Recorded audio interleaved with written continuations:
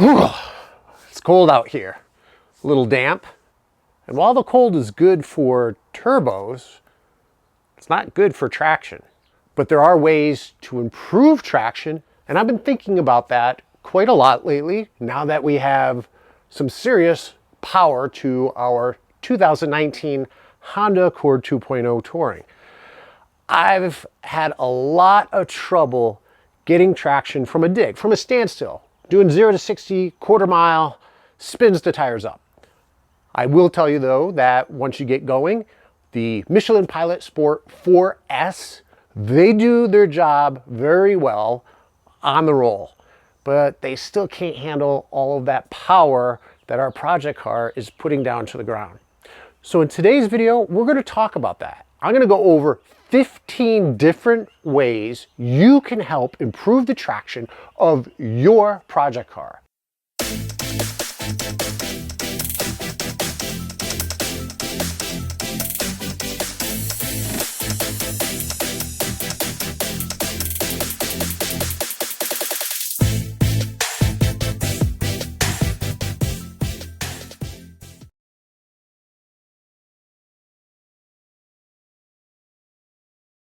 I'm going to group these 15 into 3 different groups. The first group is going to be things that you could do, adjust, that you already have access to, so you don't have to purchase anything new. The second group is modifications that you may already have or that you may consider purchasing that not only will help improve traction, but they'll help in other areas. And then lastly, the third group is very specific to traction. These are modifications to your car that will only help, that are dedicated to improving your traction. With that said, why don't we jump into the first group? The first one in this group probably doesn't come as a surprise, and that is lowering your tire pressure. So instead of running 32, 33, 35 PSI cold pressure standard, when you're doing your performance testing, whether you're doing 0 to 60 or quarter mile, and of course only when you're looking to get your best performance, you may want to increase the contact patch between your tire and the road. And in reducing your tire pressure, that's exactly what you're doing, with the idea that that contact patch will give more grip. Now, as far as tire pressure, what is the optimal pressure? And that is really going to depend on your current environment, if it's a prep track, not prep track, what type of tires you're running. With that said, I'm sure you're looking for some guidance. And here's what I'll tell you based on my experience, not necessarily with the Honda Accord, but in the past. I'm still testing out the Honda Accord to see exactly what works best. But in the past, using street tires, high performance street tires, so not slicks, nothing like that, somewhere around the 24 to 27 PSI has worked very well. One thing to note when you're doing this is not 26, 27 cold, this is 26, 27 PSI of warm tire pressure. So when you go to the track, you do your quarter mile, right as your tires are already warmed up or in between runs, continue to check them and continue to adjust them to the tire pressure you're seeking. Next is adjusting your launch RPM, whether that's at 2,000 RPMs, 3,000, 4,000, etc. So that's holding the brake firmly, and that's giving it a little bit of gas. And when it's at the RPM that you're ready to launch the car at, let it go. Too much will probably spin the tires, too little will probably bog the engine. So this is where, just like tire pressure, you need to find the perfect balance. Similar to launching, number 3 is at what gear do you launch? And with the Honda Accord, you can launch in first gear and you can launch the car in second gear. And you can do that with other cars as well, especially the newer cars. So if you find that you're getting too much wheel spin in first gear, try second gear. I have found in the past with a manual transmission car of mine that I had the best performance gains. I had the best times when I launched in first, but as I go into second, I short shifted second. So it may help you, it may not, but depending on your power band, depending on how you're set up, you may want to consider short shifting instead of letting the car rev all the way to red line. Next on the list, and this is applicable to turbocharged cars and specifically ones where you have this capability of making these adjustments, of which you do with a Honda or K-tuner for the 10th generation Honda Accord, and that's adjusting your peak boost by gear. So if you're finding that you're getting 10 psi of boost in first and second gear, and that's spinning the tires and that's too much, you may want to go in and tune that out. So first and second gear, maybe you only get 7 psi as max boost. Make that adjustment. You may see that you don't have as much torque, but the power you do have is being utilized because you're able to get off the line all that much quicker. Next is traction control versus no traction control. Some people believe that disabling the VSC in the 10th generation Honda Accord is beneficial because it prevents the car from pulling back throttle or pulling back your timing, your ignition timing, and giving you all that power to the ground. Other people leave it partially on and feel as though the little bit of traction control, that little intervention that it's providing, is actually helpful. Aside from the Honda Accord, manual transmission cars, automatic transmission cars, nowadays a lot of cars have launch control and some work very well. I'm thinking these all-wheel drive Audi RS3, you use their launch control, it's phenomenal. You're probably not going to do any better than what the computers can do itself. But I've seen some, not a lot, some people able to get better times from doing it themselves. Especially as you modify your car, you may find that the launch control was very effective at stock power levels, but now that you've increased the power and the torque, that you're able to launch the car better on your own. The last one is doing a burnout in the water box, or not even using the water box, but doing a burnout prior to launching the car. The idea with a burnout is twofold. It is to warm up the tires and clean the tires off. So if you have really sticky tires, getting any gravel or anything stuck on the tires off of the tires is beneficial, and doing that burnout warms up the tires to make them even stickier for your launch. So it will depend upon what tires you are running as far as how effective this is. So if you're running all season tires, not performance tires, and you're on the track at the quarter mile ready to do the launch, probably not going to get that benefit. It's probably not worth it. It could potentially damage your tires beyond the benefit of doing a burnout for that one run. So the number one on this list is getting stickier tires, right?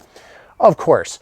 So if you're running all seasons, moving up to a summer only tire, you're going to notice a difference. If you get a stickier tire, no matter what it is, you're going to improve your acceleration, you're going to improve your handling, and you're going to improve your braking.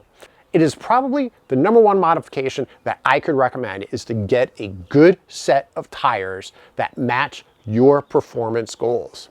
So we've recently upgraded to the Michelin Pilot Sport 4S, and they have done wonders. I'm really impressed with this tire, but it still can't handle the 400 plus horsepower, 400 plus foot-pounds of torque that we're putting on our project car, not from a standstill. So in addition to moving from an all-season to a summer, you may want to consider semi-slicks. Slicks that you can use on the road. Caution you that a lot of these tires, although really sticky and they'll improve your traction, are not really good on the road when it comes to wet performance, wet traction, and you should be really cautious. Next on the list is suspension. So when you're launching your car is going to squat back. On a rear-wheel drive car, not too bad, because you have that squat, all that weight being pushed down on the spinning tires, on the driving tires, but on a front-wheel drive car, that's not very good. You have that weight transfer, which in and by itself is going to slow you down as it transfers the weight to the back, and it now makes the front a little lighter, and you're taking that weight off of the front tires, the driving tires, and that is going to make it more difficult for you to get traction. A proper suspension is specifically, I'm talking about whether it's shocks and springs or coilovers, a suspension setup where you minimize that squat will really, really help with your performance. And again, this is a category where it's not just helping with your traction from a standstill, but a good suspension, a good coilover setup tuned for what you're looking for, of course, will help wonders for your cornering as well. A proper alignment where if you're dedicated to straight line runs, a 0 to 60 quarter mile, roll racing, you will want the most contact patch on the road. And because of that, that would entail a different alignment setting than if you were road racing. Your toe in, toe out, camber, caster, all of that has a different impact on how the car feels under different driving circumstances. And a straight line performance car should be set up very different than a road race car. All right, this one has been driving me nuts for a while now. And I know a lot of you are trying to be helpful as far as recommending these, and these are motor mounts. Now, I have used motor mounts in the past, and yes, they have their place. But one thing that I don't like about firmer motor mounts is that, yes, it stiffens things up, but it sends all that vibration, that noise through your cabin, which 9 out of 10 times, I'm not launching my car at a drag strip. I'm not doing 0 to 60 runs, and I don't want that additional noise or vibration in my cabin. So let me rewind, let me just go back. So the motor mounts are what is in between your motor and your frame. And there's different motor mounts for depending on, what car you have. For the 10th generation Honda Accord, you have an upper mount, and then you have a rear, I think it's technically a rear mount, or some people call it a lower mount. When you stiffen those motor mounts up, it will allow more of your engine's torque to transfer from the engine to your wheels. Wheel hop is different than spinning your tires. If you're launching from a standstill and your tires, both tires end up spinning and spinning consecutively, that is not wheel hop. Wheel hop is just that the front end of your car is actually hopping, it's skipping, it gets a little traction, it loses it, and there's a bounce to it. Motor mounts will help, should help with that. I am not experiencing any wheel hop. I have never experienced any wheel hop. What is going to happen is the engine's torque, I'm going to get more of that torque going to my wheels. I don't need more of that torque going to my wheels. There's enough torque going to my wheels as it is. I can't handle that. Being in this category, I like to highlight, which I don't see people mentioning, that another benefit of the engine mounts is the feel. It will give you a more responsive feel when accelerating the car, when braking. If you have a standard transmission car, the shifting will be more direct. Handling, so going around corners, because you have those stiffer mounts, you don't have the engine swaying, and you're not going to see a huge sway, but it'll feel more connected.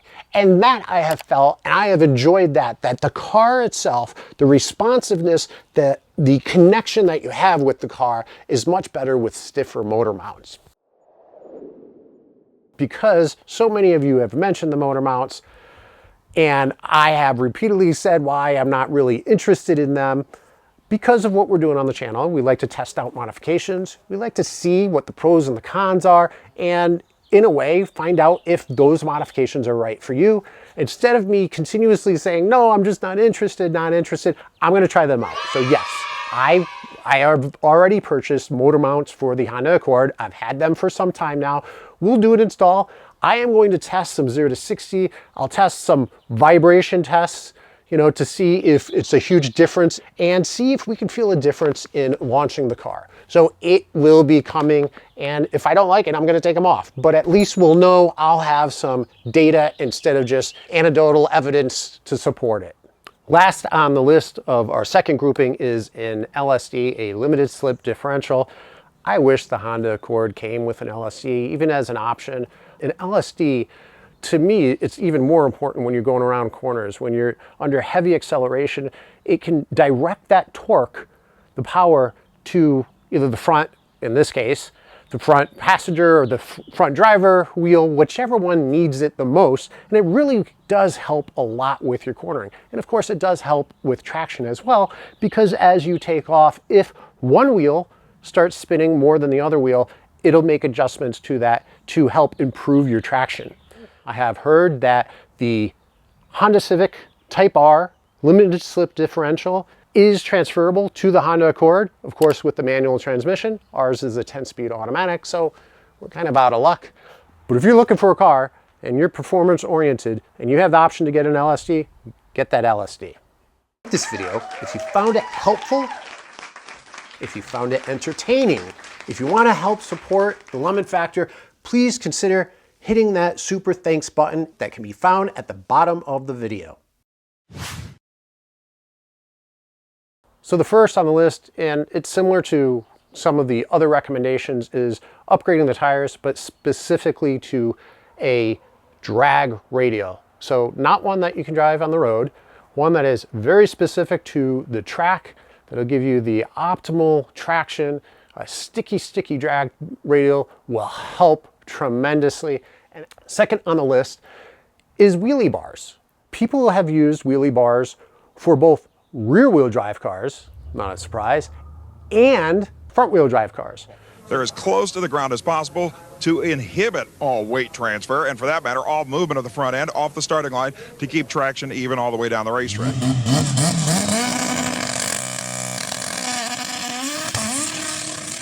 I wasn't aware of this last one here, and this is weight plates. So it's counterintuitive to me. When I was doing a little bit of research and putting this together, I did find this. I have not seen it before. It's counterintuitive because to me, you want your car to be as light as possible, weigh the least, and have as much horsepower as possible. So the power to weight ratio is higher, right? That you have more power per pound being driven. People are actually adding weight to the drive wheels, whether that's the front wheels for a front wheel drive car or the rear wheels for a rear wheel drive car. They're setting up where they can add plates and add weight so that it's being pulled down on those drive wheels. And I guess intuitively it does make sense that you don't want the wheels to pop up, that you want it to stay stuck to the ground.